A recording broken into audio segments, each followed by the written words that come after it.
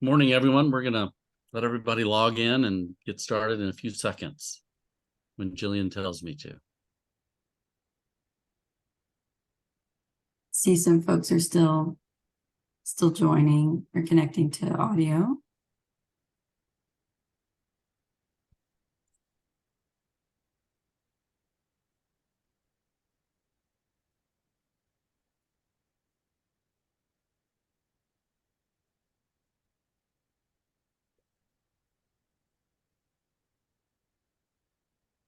All right, whenever you're ready, Rob.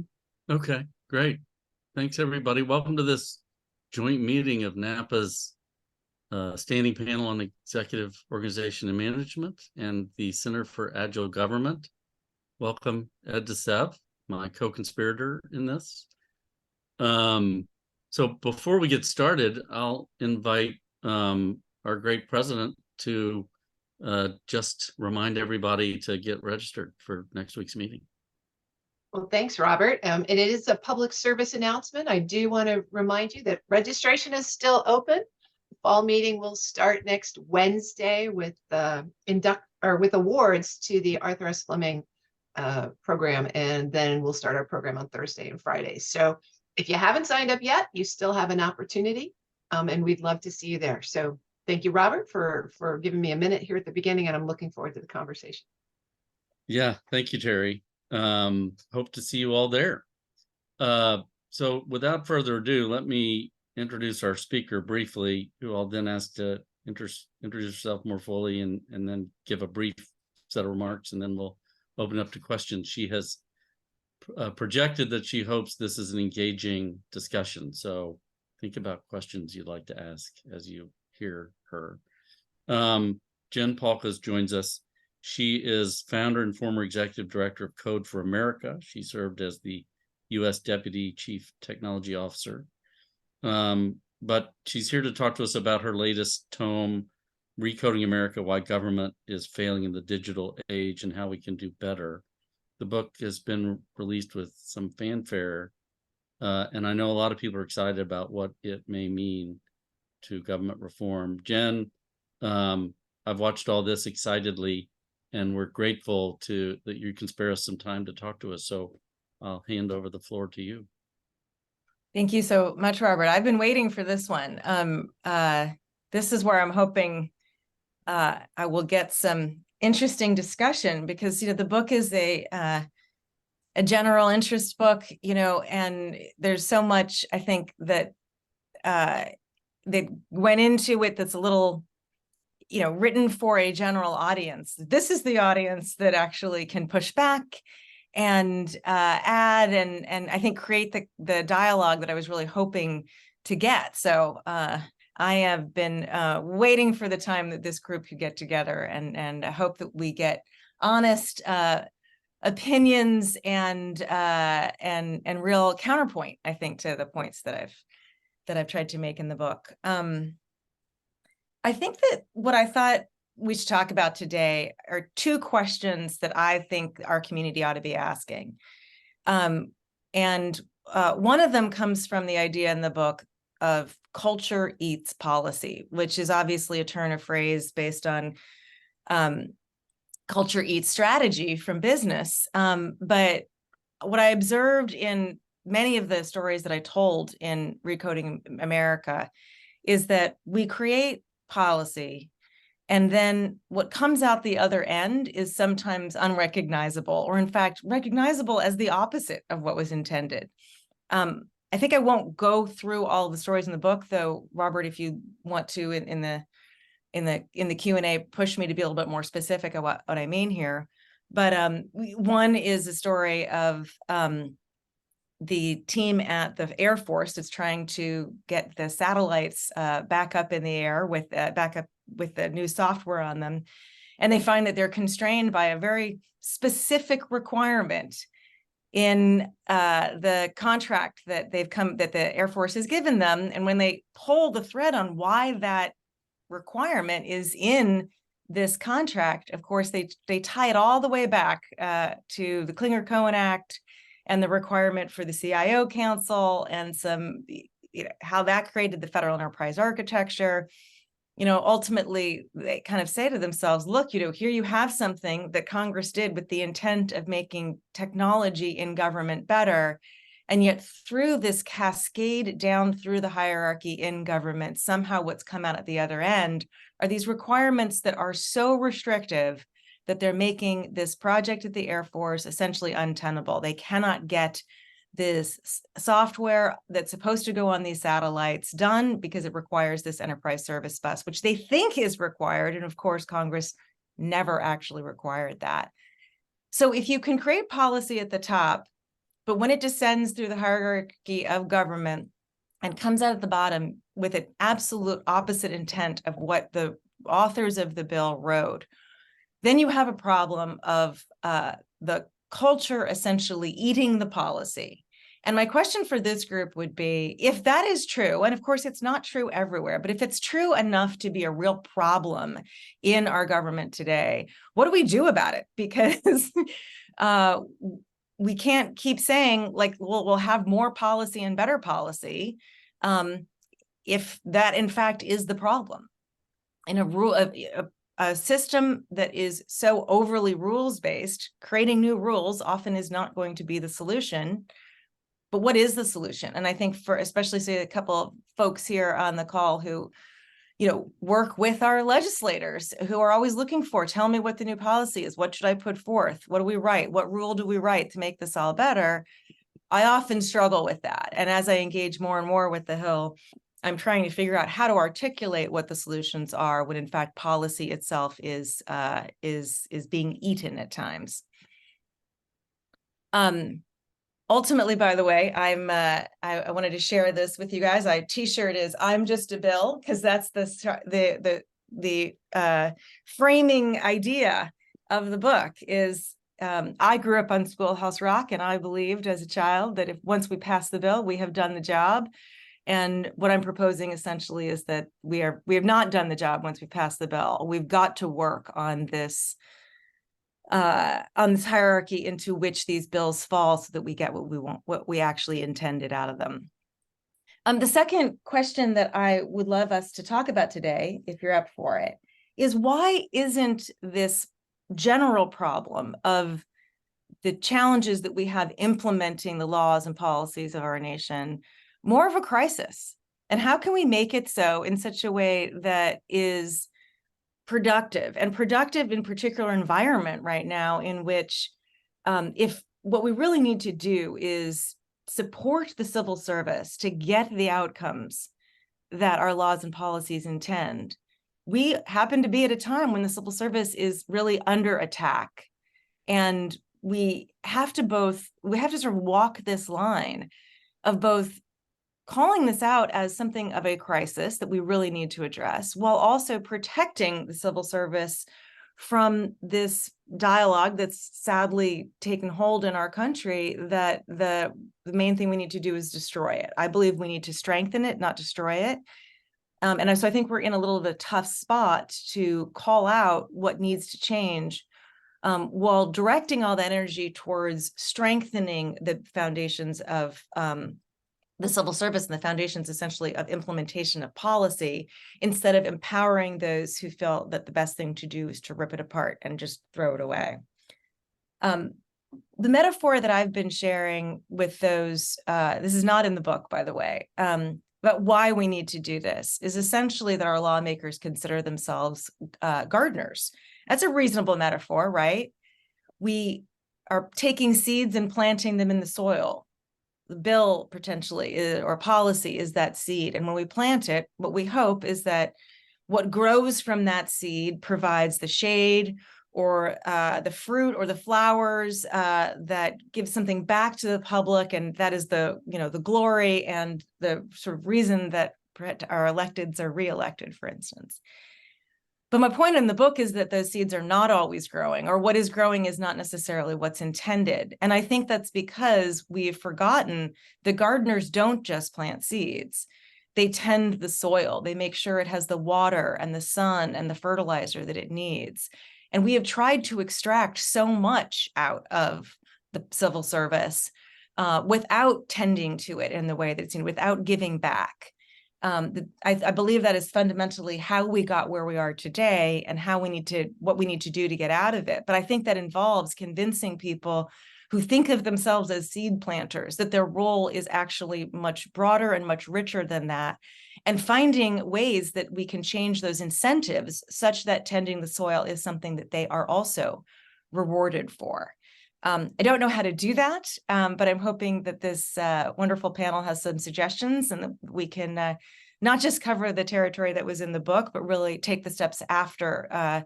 Where does the book leave off? Where do we actually need to take this? And what can we all do to change this environment so that we are actually tending the soil and getting the outcomes that our law and policy intends? So thanks for that impassioned assignment. I've just extended the meeting another 3 hours. Excellent. So we Perfect. can, I'm sure no one has anything on their calendar for the rest of the day. Right. So I invite people to chime in here, either through the chat or raise your hands. But Jen, can you talk about the reaction you've gotten as you've had this discussion across different networks? Are you pleased with what you hear? Do you find people picking up the mantle you've raised and run with it? The bulk of what I've gotten is from people in agencies, federal, state, and local level, though I've been in DC a lot, so it's been a little heavily towards federal. And what I hear over and over again is, I feel seen. Somebody needed to say this. I think that when I feel the best about it, it's somebody says, I was considering giving up and I've decided to stay because, it was emotionally gratifying for me to have somebody write about my experience, and I can explain it to my friends and family better now. So that's been really lovely. And it's been, I guess my only surprise, though it shouldn't be a surprise, is that it's so emotional. I mean, people in public service jobs care so much about what they do, and they struggle with what they do so much that for the first month of the book, I would do these events, and I think there wasn't one where somebody didn't end up sort of in tears, about how much they care about their job and how challenging it has been to continue to do it. And every time that happened, there was sort of a community there to hold those feelings and do something with it. So that's been really lovely. Certainly the minority of feedback has been from those outside of public service, particularly in legislative branch, where I've been delighted that there's been some interest in figuring out what to do with it. I had a member of the California State Legislature who is unnamed, but in the book, who I had worked with during the unemployment insurance crisis. And for those who haven't read it, it's the first 3 chapters of the book where I talk about what we did in California at the Employment Development Department. And I disagreed with this person about his solutions, or I don't want to call them his solutions, but during the crisis of trying to clear a 1.2 million claims backlog, he told me that, he was going to introduce a new bill to hold the EDD accountable. And I told him I didn't think that was the right time. What they needed was capacity, not mandates. They needed to focus on clearing the backlog, not being reminded that there were other mandates that they had not fulfilled that went back 20 years. His bill actually required ADD to do things that were already required by other laws. And so we had this disagreement. And after reading the book, and also after having moved to a different position now in the executive branch, he said to me, "Oh, no, now I see everything differently. I see now why you said that. I think you were right. And I want to learn how to do this better. And I want to tell my former colleagues in the legislature why we need to, stop being so extractive, essentially, and start working on capacity. And how do we do this?" That's probably the most powerful piece of feedback I got from folks outside of sort of the community that's profiled in the book. And I'm hoping that there's a lot more of that. But I have had some interesting outreach from folks saying, okay, I don't think our elected leaders are going to suddenly start running on a platform of better implementation of laws, but what are the little steps that we can take to try to get this community sort of maybe quietly behind the scenes focused on what we could do, again, to sort of tend that soil? I'm trying to monitor the comments in the chat just to see if I can fish out a question or a comment from there. But John Kaminsky, or John, do you want to share your comment orally? Sure. I think that part of the problem is that there's no communication at the staff level between the Hill and agencies informally. There's no forum or place to do it. I mean, Napa is a great place to do it, but I remember seeing some Napa meetings where there were Hill staffers and people from OMB that they were avidly talking with each other because it was an informal context, but neither of them were allowed to go actually visit or call each other in their official capacities. So there needs to be some way of allowing, because the legislation offices or whatever prohibit their staffs from actually reaching out and talking on both sides. And so there needs to be a place to interact. One of the options could be rotational assignments where people get to sit in the other place and see that different perspective, which is what you were kind of alluding to. But there needs to be some way of creating that interchange. It used to exist back in the 50s and 60s, according to stories from a deceased Napa fellow, Dwight Ink, where he would work with the staff up on the Hill and even members of Congress to get things done. And that was encouraged. And he was a career civil servant. So that just doesn't exist anymore. Now it's only politicals, and if not even politicals sometimes can talk to each other. Well, I think there's a role for Napa to play. It's how you and I got to know each other initially, John. Napa used to be a great place for that. But Jen, what do you think about that as one part of your cultural change journey? I hear this all the time. I went and did one of the first events I did over at the Hill, other than the Library of Congress one that was not exactly on the Hill, but that Jason mentioned, was the Bipartisan Chiefs book club. By the way, it's just so nice to be over there and on the news, everybody's yelling at each other, and in the cafeteria, the bipartisan chiefs still having their book club. It's just great. It's bless their hearts. No, I get back to I was just in Texas, and I get back to California, and everyone's like, oh, DC is so dysfunctional. I'm like, it's not as dysfunctional as it looks. Yes, it's dysfunctional, but there's still stuff going on and really wonderful people talking to each other. But yeah, I mean, that was their first thing. They'd all read the book and they were like, we hear what you say. We need to be in dialogue. We try to be in dialogue with agencies, and it is an absolute failure. We ask for something, we don't get an answer. 3 months later, we get something that's been so, sanitized by Legifairs or whoever, that it's meaningless, and it's not in a time frame that's useful to me. And I would 100% agree with John. I mean, the only answer I've found is to get folks together in social settings where, hey, it just so happens that so-and-so is coming over and this other person is there. I don't know how scalable that is. And I put in the chat that Marcy, actually someone else seems to have addressed it somewhere. Oh no, that's just that. Marcy Harris at PopFox seems to be on very much has the same diagnosis, and is creating something called an interbranch exchange. It will be not nearly as big, I think, as you would need it to be to solve this problem, but it's a good start, and I would encourage anybody who can to take a look at that and support it.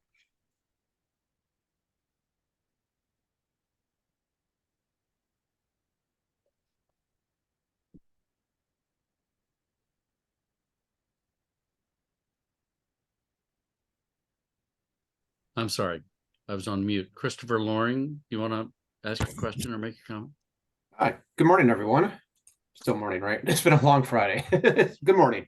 I think to John's point, and Jennifer, what you just raised is and this probably is a broader societal observation, but perspective is everything.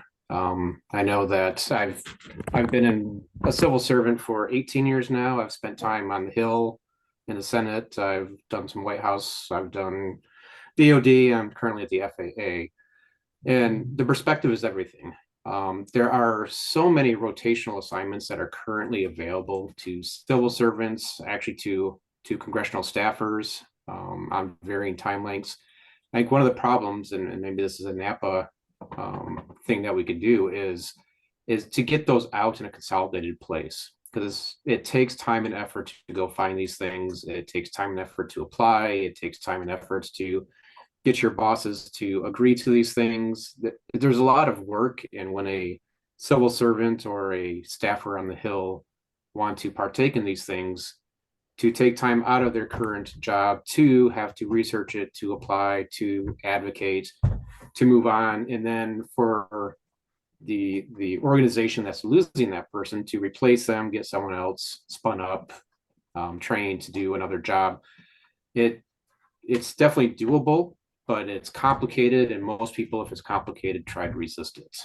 But those opportunities are out there, and to what everyone is saying, once you get that perspective and you make those connections, because we know federal, state, and local governments are all based on relationships.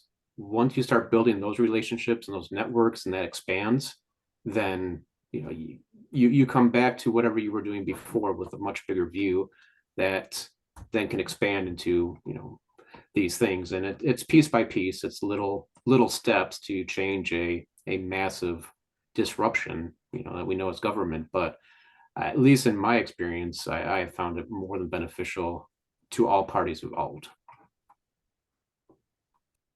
Great. I don't know, Jen, if you have a reaction to that. I could not agree more. I would love also to dig into the psychology behind that sort of lockdown of information and discussion between the branches.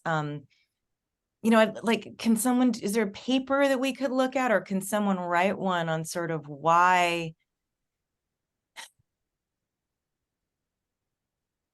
from the agents? I'm really looking at it from the agency side, right? Like I haven't worked in an agency. When I worked in the White House, I certainly got the message, that you don't you don't talk to anybody on the Hill, right? And I didn't have much reason to.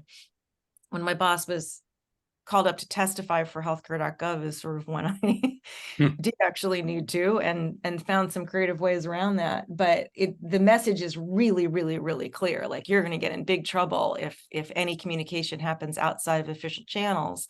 But those official channels are so narrow. What and not competent.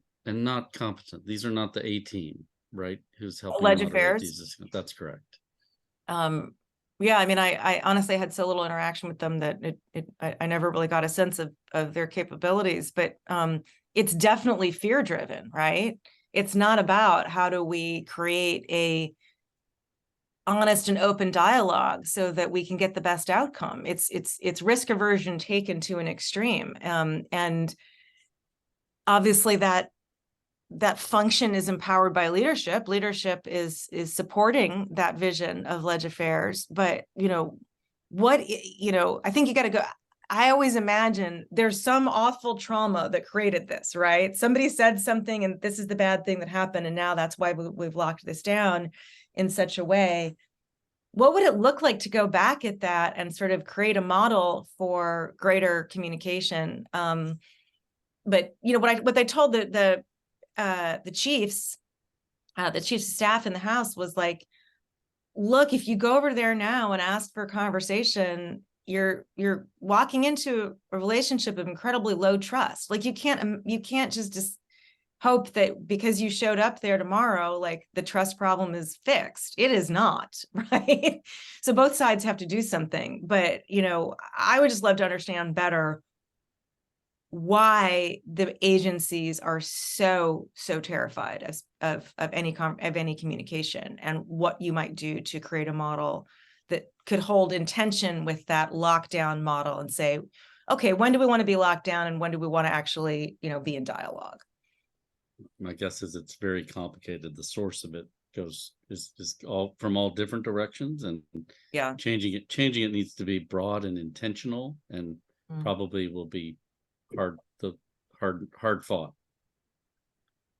Okay, Tom Stanton, you're up next.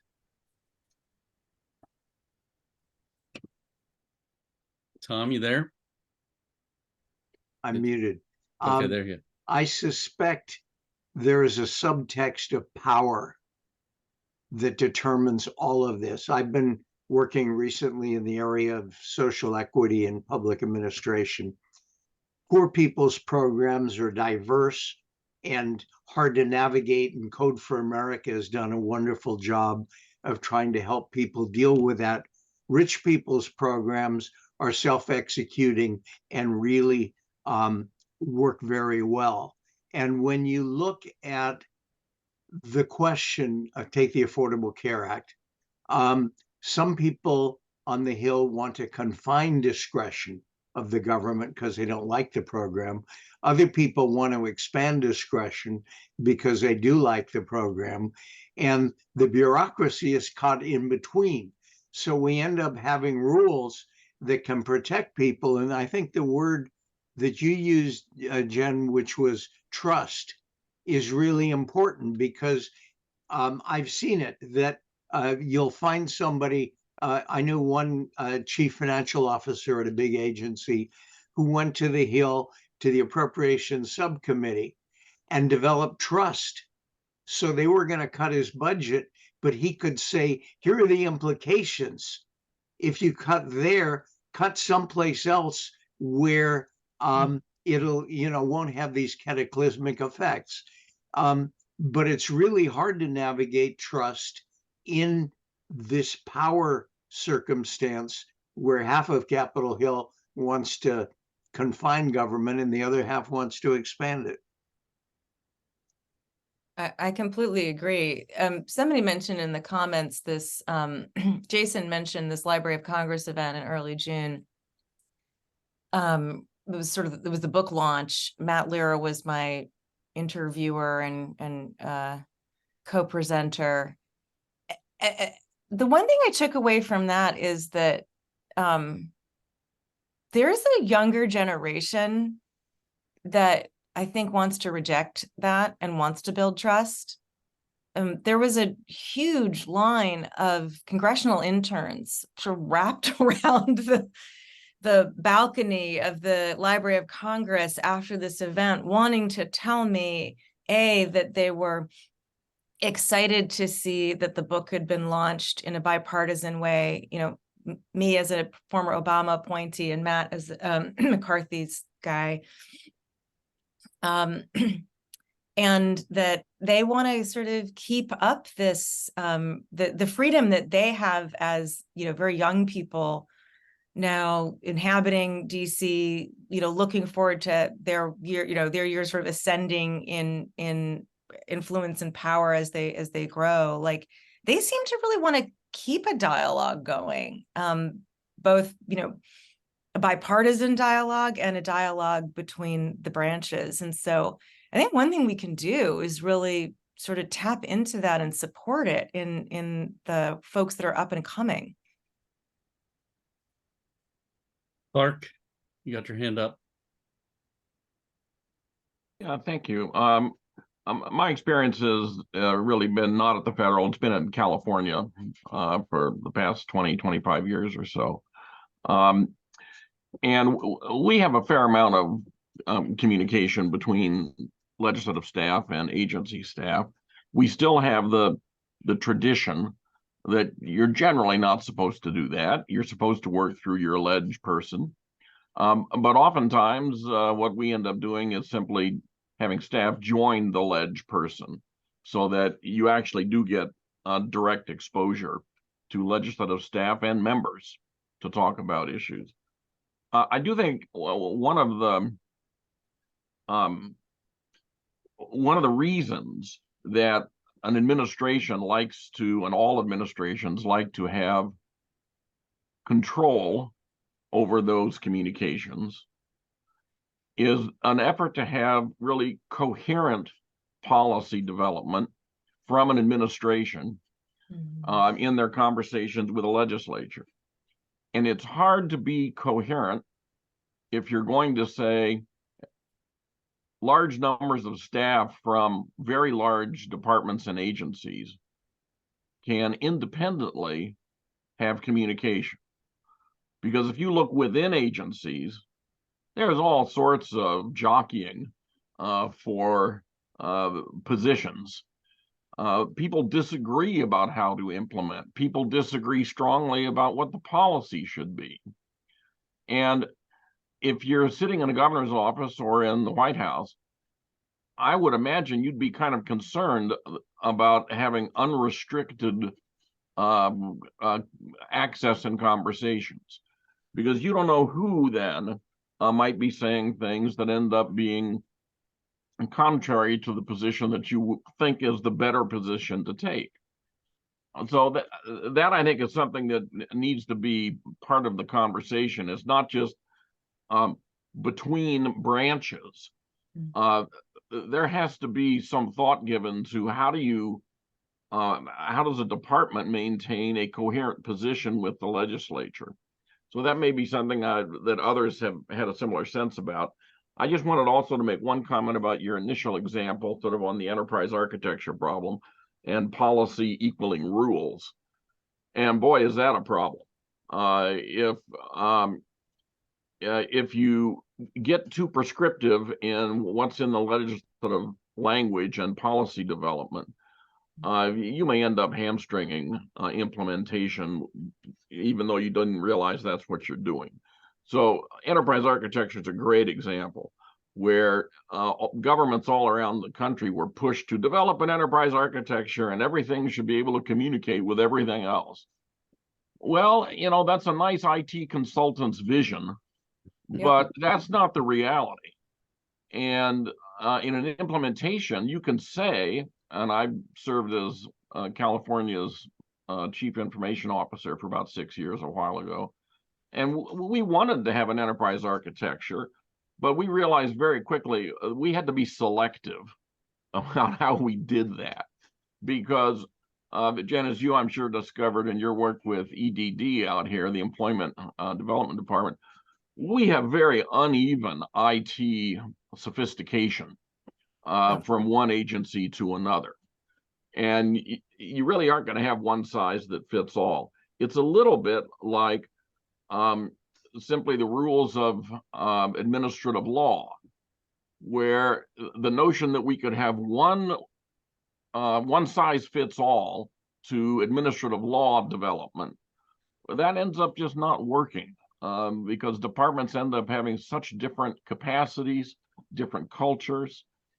So trying to be too prescriptive, I think, can be a problem. I would very much agree with that.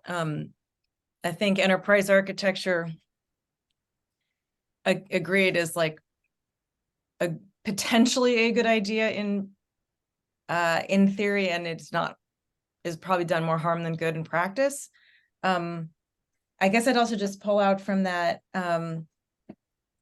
the distinction between communication around the policy and communication around the implementation of the policy. And part of what I'm saying is that those should not be pulled apart in necessarily the way they are. They need to be part and parcel of the same conversation.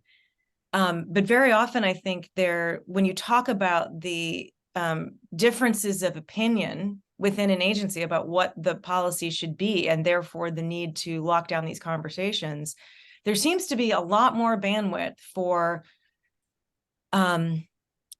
discussion of what, say, benefit amounts should be. I'm thinking about UI today because I did not read it yet, but there's this new bill out on unemployment insurance, and it seems to be focused once again on sort of benefit amounts, et cetera, and who get an eligibility, and neglecting again, to me, what's the obvious lesson of the pandemic, which is that states are really struggling to implement this. Giving the states a whole lot of freedom, quote unquote freedom, to implement programs in, at the state level has not been working out very well. we might need to think about sort of, the Fed's role in it a little bit differently. And as far as I can tell, having not dug into this new bill, we just seem to be sort of in the same conversation we were in before, that doesn't recognize the lessons of the implementation failures. So like, where is the bandwidth in those conversations for discussion of implementable policy in addition to ideal policy? And, are we pulling back and saying, okay, as we're, doing a next rev on this program, or at least, trying to get that back out in the public dialogue, what's most important? The exact benefit amounts, or whether people are going to get their checks at all? So that's a good segue to Doug Crisatello's point. He's just assumed a new role on program integrity with the Arnold Foundation. But he poses in his question the concern about increased flexibility in an environment where you might have bad actors. And I think you alluded to some threats to the civil service system.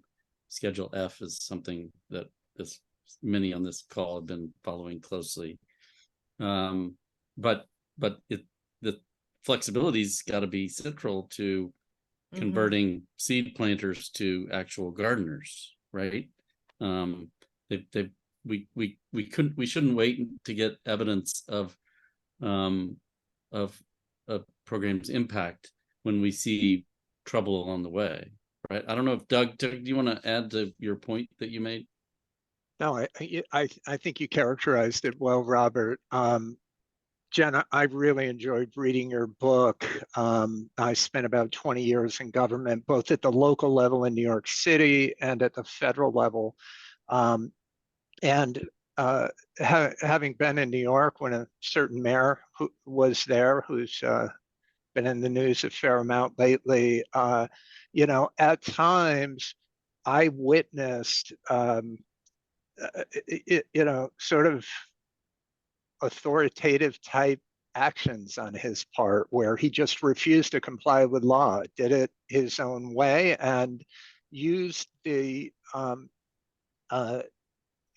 courts as the remedy if someone had a problem with it, right? So Yeah.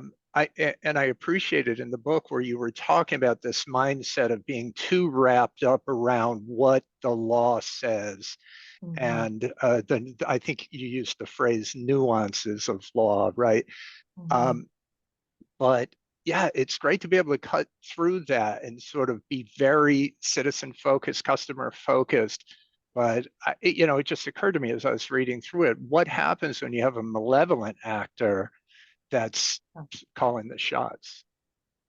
I think that's like the biggest thing we need to be talking about. That is the core question, right? Like that, if you're advocating for more flexibility, the ability of public servants to interpret, I have that whole section kind of in the late part of the book where Yadira Sanchez and Natalie Cates are sort of working on this implementation of MACRA, becomes the Quality Payment Program, and they keep saying, I get that it's complicated, but it has to make sense to a person. And they're interpreting, it's pretty low level, regs in a way that's going to make the program easier to navigate for doctors. And they're, all that, as you you correctly call out, like all that's good in that context, like not much danger there, but you take those same dynamics and you put them in a situation where potentially you're giving somebody a weapon to use if they don't care about the law, then they get to interpret it however they want. Well, that can be incredibly dangerous. My basic take on this, which may change over time, right? Because this is like a really hard question. And I don't want to have a sort of set ideological answer to it, but kind of where I've come down from personally, and I think this is something like everybody is going to have their own gut on based on what they've seen, right? You've seen something that's now going to worry you, I think, over time about this. And I think that's fair, is we shouldn't if you try to like pull back in a really broad way. Yes, you're going to have these circumstances where someone is abusing that flexibility.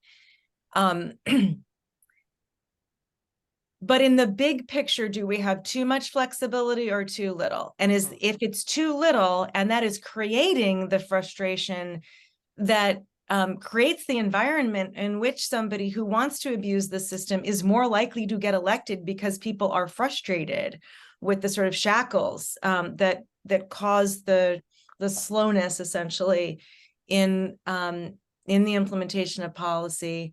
Then it's just a trade-off we're going to have to make. We cannot pretend that abuse is not possible.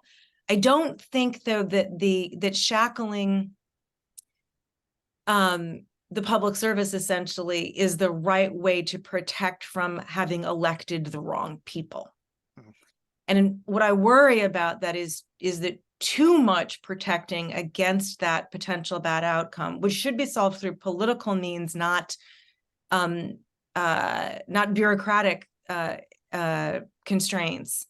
The too much protecting against that actually creates the conditions under which we get those bad actors. I could be wrong, and perhaps if elections go a different way, in the future, I'll regret those words. But I want to solve political problems through politics and bureaucratic problems through I don't know, gardening. Yeah, makes sense. I mean, but I push back on me because, No, I agree. I agree with that perspective. It's just difficult. One thing that we've learned here, and in the aftermath of early 2021, is that the courts are working, right? Our judicial branch has been effective in safeguarding against nefarious actions and actors. So there's something to be said for that. But I agree with you. We've got to deliver these programs. It's hopefully it's a virtuous circle. We're able to free up the mechanisms of government to improve the life of Americans, and then we build trust. I dropped in a comment about trustworthiness plus competence. Yeah, it's how you build trust, right? You can't just be trustworthy, you have to deliver, right? And if we can do that, perhaps people vote in a certain way. let's hope. Yeah. I think one of our challenges is the time frame on which the time frame it will take to build trust and the time frame of elections are not quite synced. Right. So we're making a bit of a leap of faith here. Yeah, absolutely. Quentin, your hands up. Thanks, Robert. And Yes, sir. Yeah. I'll push back a little bit, Jennifer, but just in terms, I don't think you can separate the politics. I was a legislative aide for more than 10 years. And then I spent most of my career, I ran state agencies. I was the governor's cabinet director trying to fix things because I thought maybe we can sneak it through, we can kind of maneuver around these problems. But it really relates to Doug's comment about trust, and Jason made a comment about trust. And I think it's important, the definition. It's not really far off, Doug, of what you were saying, but I think trust, OECD is working on it, comparing it across nations, talking about citizen trust. And I think it's very similar to legislative trust of agencies and vice versa. The two components that I see a lot are listening, or lack thereof, and also this might go into Doug's competence comment, but results, getting the job done. Mm-hmm. I think those two things are very important. Now, the difficulty in politics is the system's broken in one key respect. It's elections. I mean, and it's not about not enough people vote. This is a totally separate problem. Ought to be a separate discussion.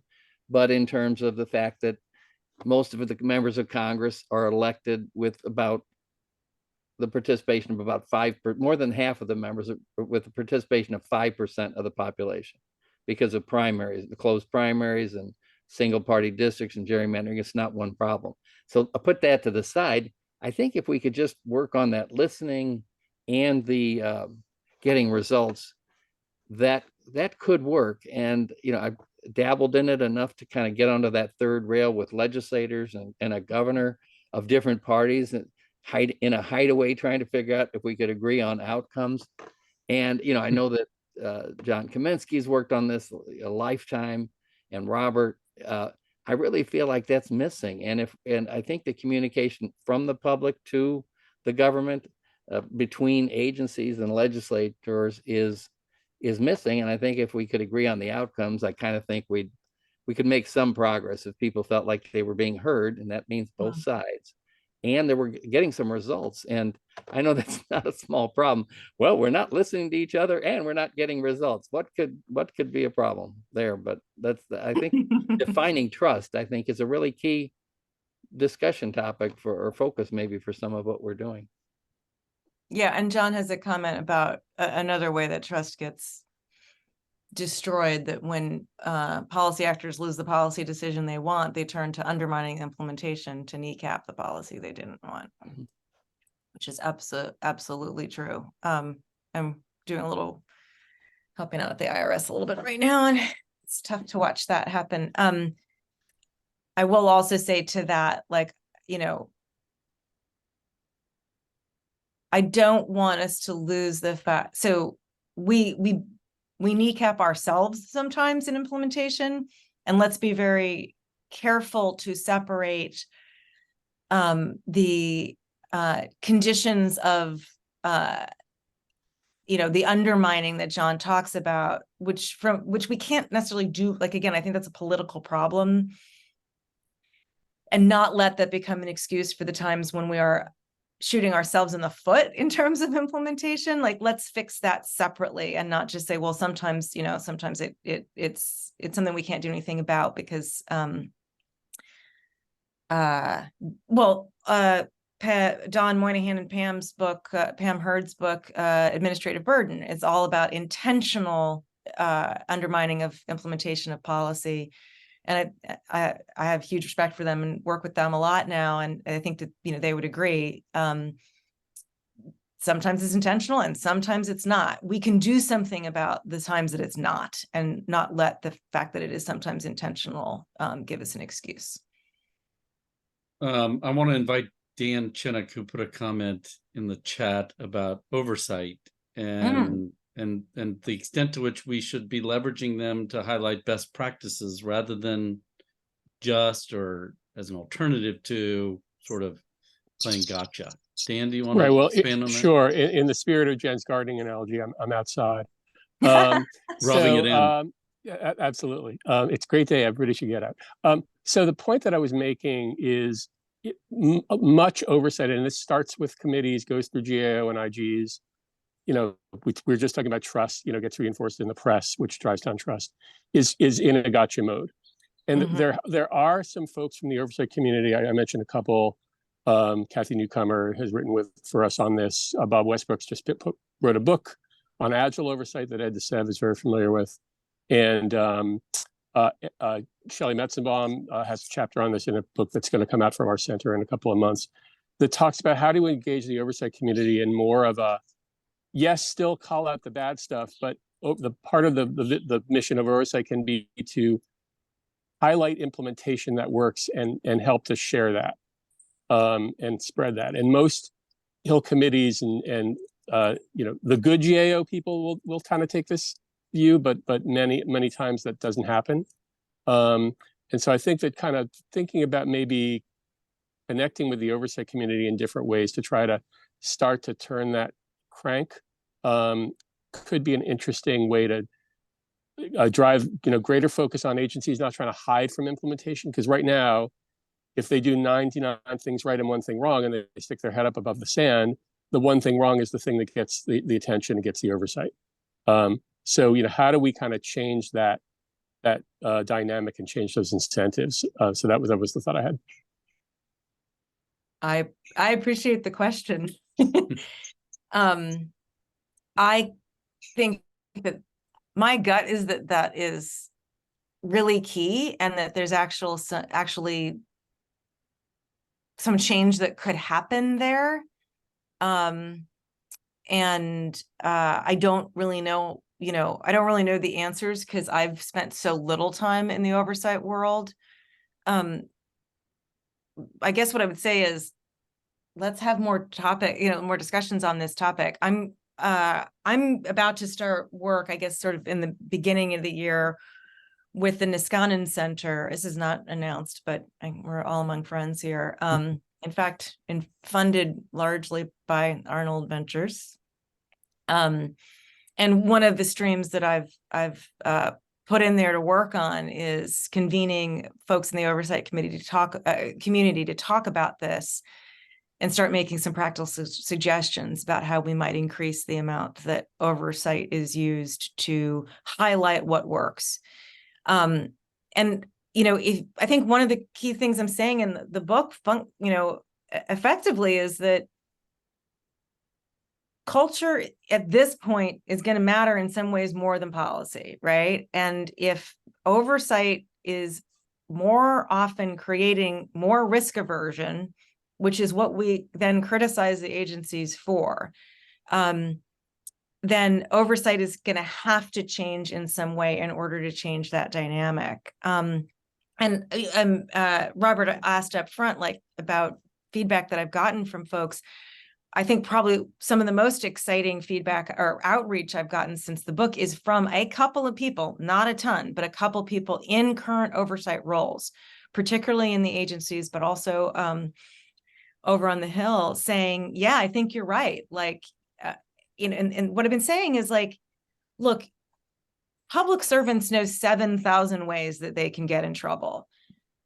They know and other than the Sammys, there are very few ways in which they can get, you know, they are told this is what good looks like. So again, I talk at the end of the book about this woman, Yadira Sanchez, and how she challenges over and over again, you know, I get that it's complicated. It has to make sense to a person, and she empowers herself to interpret the regulation that she's given, you know, in the end, getting to this point where she's given a mandate to put out quarterly extracts of pharmaceutical data and says, no, we're just going to do an API instead. You know, and she literally isn't doing exactly what Congress told her to do, but she's doing what Congress intended in a way that is better, faster, and cheaper.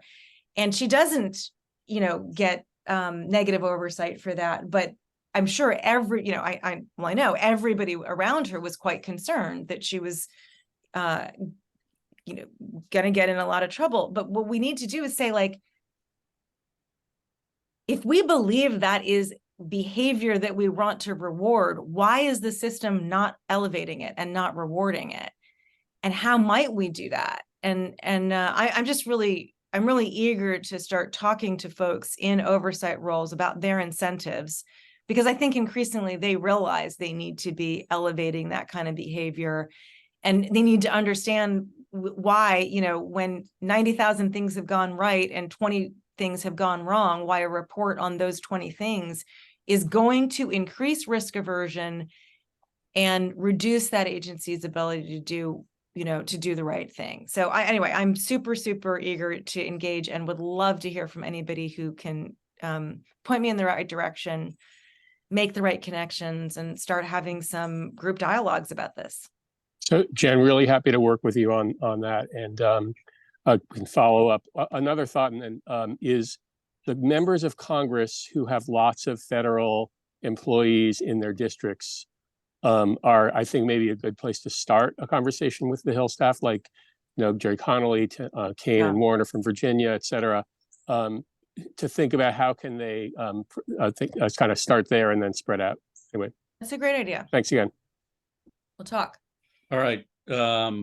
You're generous with your time, Jen. I'm going to give Chris Mim, simply because he's one of the older people on the calls, the last question. Thank you, Robert, and well, thank you for having that, for giving me the last thing. In true tradition, the EOM panel, not so much a question, but a comment, and that is that, and Jen, I really loved your book, but I'm a lifer GAOer, and so, you know, and so I take that, and Dan, I'll talk to you offline about so. No, I think that I take, you know, and certainly we have heard an awful lot along the lines of some of the comments and criticisms that people have been making here. And Shelley has gone back years talking to me about that. I remember I think the first time I met her when I was still at GAO, she talked about that. I think at least from a GAO standpoint and in oversight committees generally, the better vector to go in to get you to the same place is less on you don't tell good stories. Because then you get into an argument about, well, how well are things actually working? And you know, maybe they're not going as well as you think, and they're probably not going as bad as GAO thinks. I think that the better way to go at it is to try and understand different approaches to risk management.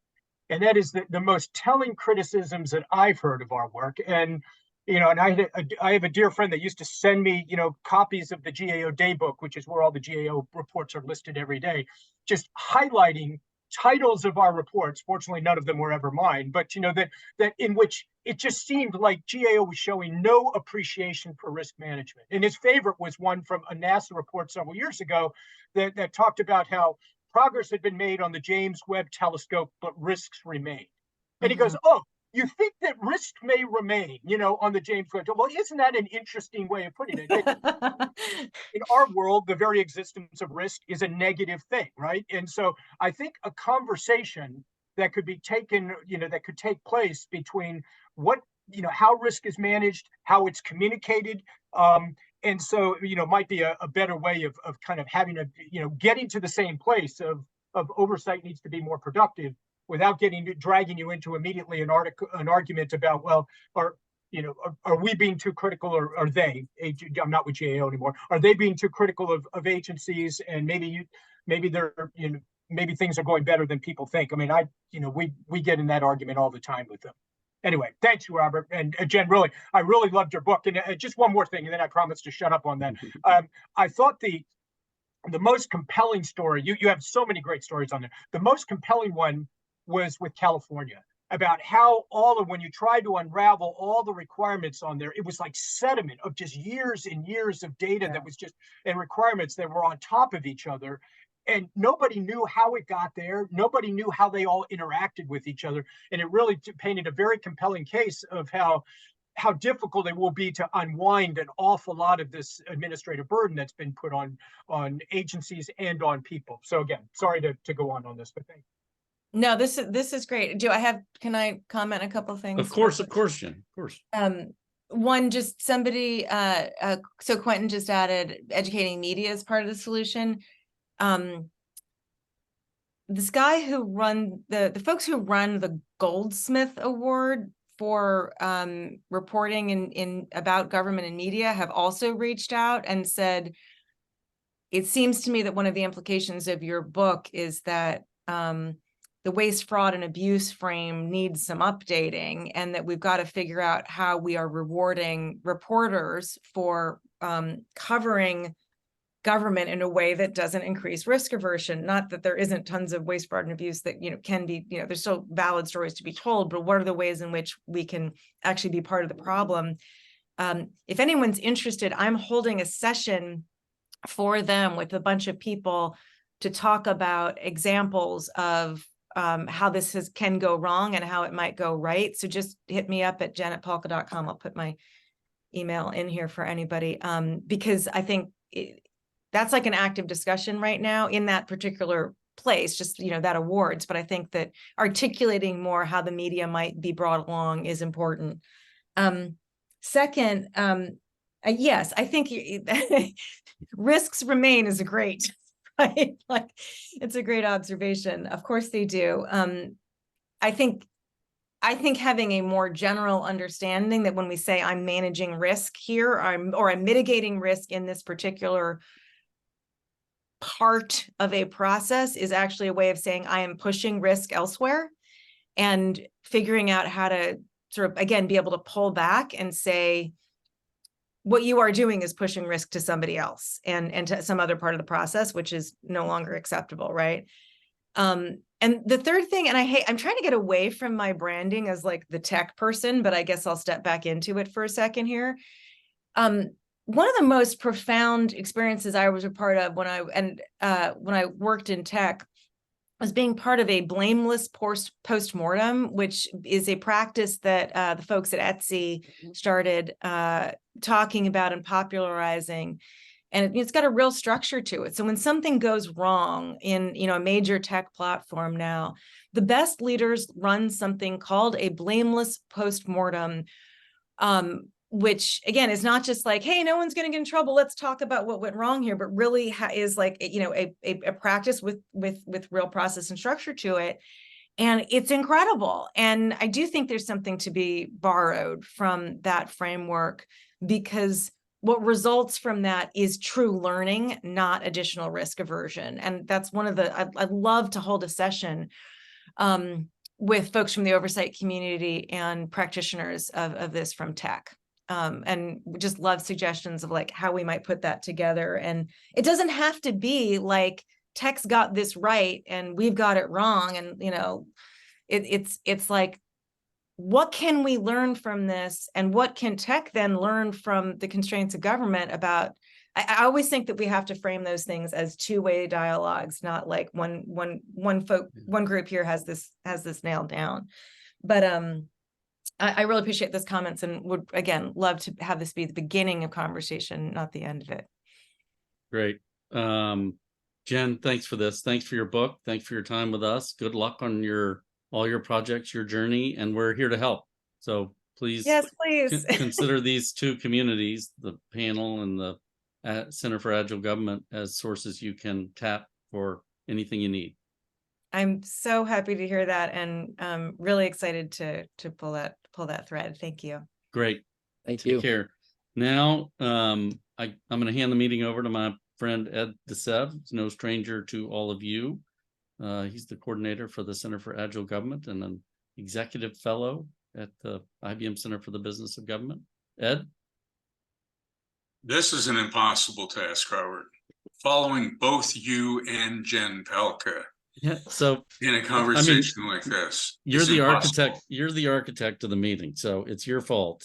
I know that. We set up a joint meeting between the Agile Government Network, and I look out and see my friends and colleagues from the Agile Government Network, along with EOM.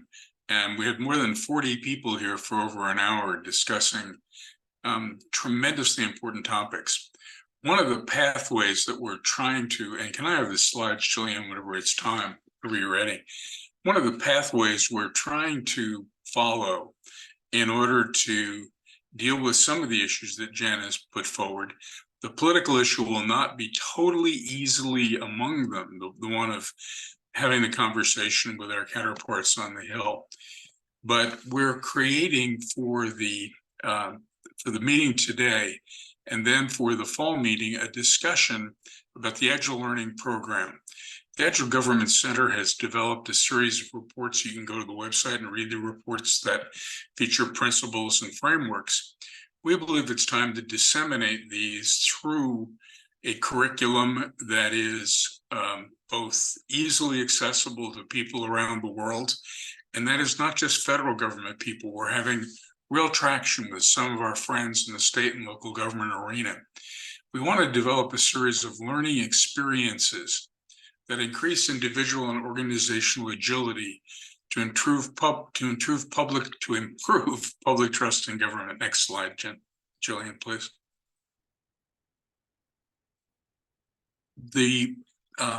One more slide, and then I'll come back to this one. The integrated framework for action is something we developed that looks at both developing and implementing policies as well as regulations. I saw Kerry Polanese on the video.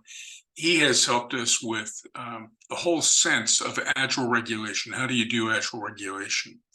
And we need to show individuals and organizations, and we're working closely with some of the organizations whose folks are on this call, in creating an agile transformation that will increase trust by improving competence.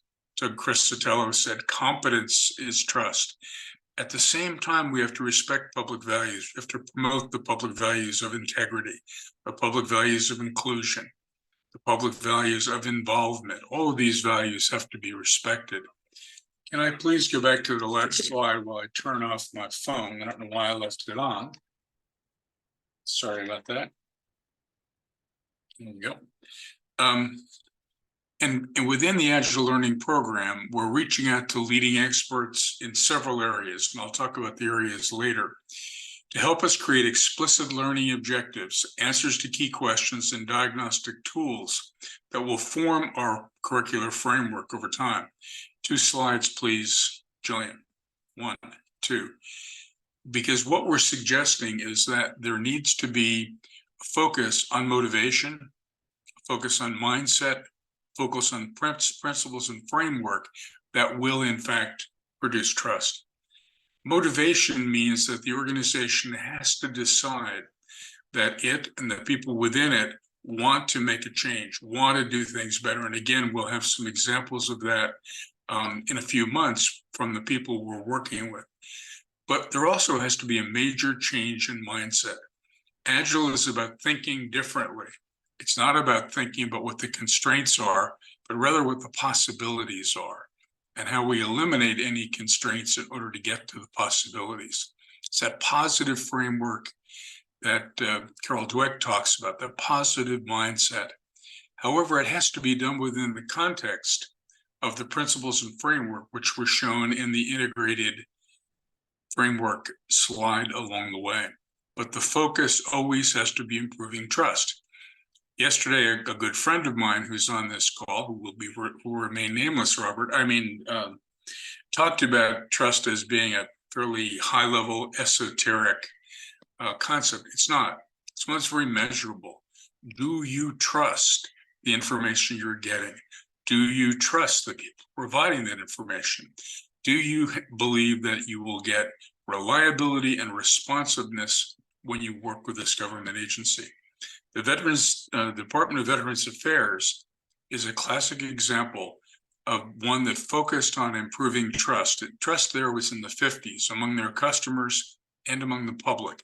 It's now in the 70s, and they have a quarterly trust report that they publish that shows how they're doing better. So we need motivation, as VA had. We need a change in mindset, but it must be done within the framework that we've put together. All of this, next slide, please. Last slide. Yeah. Any comments or questions, I'd be happy to field them, and I'll look at the chat and make sure that we can be helpful here. The curriculum is being developed with help from the Freeman Charitable Trust. We want to thank them. They've been a big supporter of our work. And we believe that it will be published in a variety of ways sometime in March, April, May of this year. We're a little uncertain because it depends on some other actors along the way. We have some very important partners, and we'll be discussing these partnerships and discussing activities. Our first partnership-oriented activity is on December 1st. It will be with the Federal Executive Institute as part of their SES Leading Edge program, and a discussion on one of the elements of the integrated framework, that is customer experience, led by Martha Doris. And she's it's a subscription event, but we would be happy to give you the video link. We're going to have a video link to it later on. Videos will be very important to us. We have several very important people who will be helping with those. So Robert, I'm going to turn this back over to you. That's a description of the Agile Learning Program, and it's intended to help with your gardening. It may fertilize things just a little bit. I shouldn't have said that either. It may help along the way to spur the growth of the ideas that Jen's put forward. Robert? Beautifully put, Ed, and thanks for that. Any comments or questions, suggestions for Ed on what he's presented? You've got his contact information. It's an ambitious project, and I know there's a lot of wisdom on this call and among the panel members that could help you along. So we'll look forward to sharing progress. Anything else? All right, thanks everybody for joining on a Friday morning. I thought it was a great program, and if there's nothing else, we'll look forward to seeing you next time. Thanks, Robert. Thanks, everybody. Thank you. Thanks, Robert.